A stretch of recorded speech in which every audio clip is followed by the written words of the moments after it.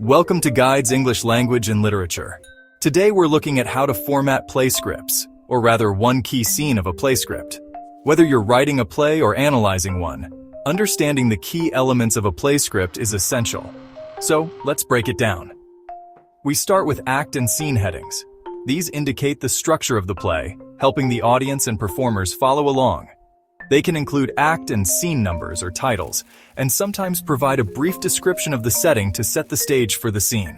Next, we have stage directions. These are crucial for actors, directors, and stage crew, as they provide guidance on character actions, movements, and gestures, lighting and sound effects, and props and set changes. They are usually written in italics or parentheses to differentiate them from dialogue. Now, let's talk about dialogue. This is the heart of any play. The words spoken by the characters. In a play script, dialogue is typically formatted with the character's names centered or in bold, followed by their lines. This makes it easy to see who is speaking at any given time. Sometimes, you'll also find parentheticals.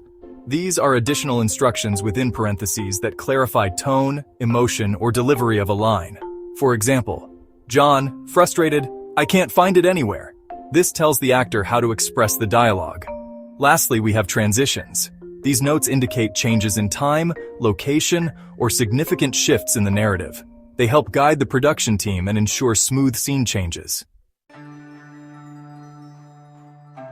Now let's take a look at a sample play script, The Lost Key. Keep in mind, the samples shared here are only for helping you understand the formatting cues of a scene from a play. These should not be seen as samples for depth of content in a scene. Title: The Lost Key Act.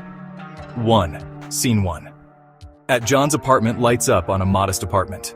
John paces nervously while Mary sits on the couch reading. John, frustrated, I can't find it anywhere, Mary. It's like it vanished into thin air. Mary calmly, maybe you misplaced it. It can't be that important. John rummages through his belongings, growing increasingly anxious. John, exasperated, you don't understand, Mary. That key is the only clue I have to my past. Without it, I'm lost. Enter Professor Smith, a quirky figure with disheveled hair and thick glasses. Professor Smith, did someone say they're lost? John and Mary turn to face Professor Smith, startled. John, Professor Smith, what are you doing here? Professor Smith, mysteriously, I believe I may have some answers for you, John. But first, you must tell me about this key. Lights fade as John and Professor Smith engage in conversation.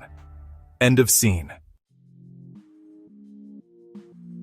Before we dive into sample 2, let's consider the key difference. Unlike the Lost Key, which builds tension with a mysterious tone, the cafe encounter focuses more on natural conversation and character interaction.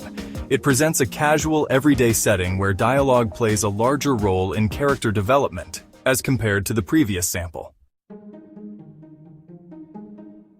Now let's explore sample 2, title, The Cafe Encounter. Dramatis, Personae, Sarah, a young woman in her mid-20s, confident and assertive. Tom, a charming man in his late 20s, slightly disheveled but friendly. Waitress, a middle-aged woman, efficient and no-nonsense. Act 1, Scene 1, at a cozy cafe. The stage is set with a quaint cafe, complete with small tables and chairs. Soft jazz music plays in the background. Sarah sits alone at a table, sipping on a cup of coffee. Tom enters, looking around uncertainly before spotting Sarah and approaching her table. Sarah, smiling, can I help you? Tom, grinning sheepishly. Sorry to intrude, but every other table seems taken. Mind if I join you? Sarah, gesturing to the empty chair. Be my guest. Tom sits down opposite Sarah, adjusting his rumpled shirt. The waitress approaches with a notepad in hand. Waitress, what can I get for you two? Sarah, just another coffee, please. Tom, same here, thanks. The waitress nods and heads off to fill their order. Sarah and Tom engage in small talk, exchanging pleasantries and light banter. Tom, so what brings you to this charming little cafe? Sarah, oh, just taking a break from the hustle and bustle of the city. It's nice to find a quiet spot to unwind. The waitress returns with their coffees, setting them down on the table. Waitress, anything else for you two? Tom, shaking his head. No, we're good, thanks. The waitress nods and walks away, leaving Sarah and Tom alone once more. Sarah, so what about you? What's your story? Tom hesitates for a moment, then launches into a story about his job and recent travels. The conversation between Sarah and Tom continues, with the cafe serving as a cozy backdrop to their burgeoning connection. End of scene 1. So why is a better example of a written script? Because it emphasizes natural dialogue and character interaction over heavy exposition. Yes, it is a brief example and you will be expected to write a longer scene, however, with simple dialogue and vivid setting. It implies development in relationship, characters, and adequately ends at a point in the scene that gives a sense of completion and a promising continuation for more possible scenes. Sample 2 is more engaging and dynamic for both readers and performers, and it will let the examiner know that you truly understand what it means to format a play script.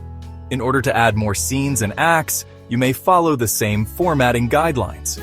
For an example of a key scene for a screenplay or a movie script, you may go to the video with a scene from the 2018 American romantic comedy drama film directed by John M. Chu, Crazy Rich Asians. Good luck! Do let us know what else you need guidance videos on for your English language or literature work.